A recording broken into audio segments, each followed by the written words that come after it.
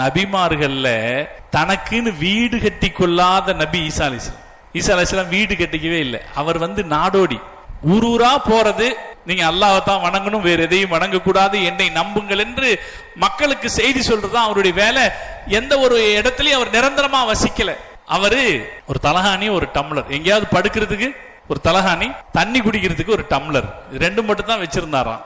ஒரு பயணம் போகும்போது ஒரு இடத்துல ஒரு ஆளு கைய தலைக்கு கொடுத்துட்டு படுத்திருந்தாராம்.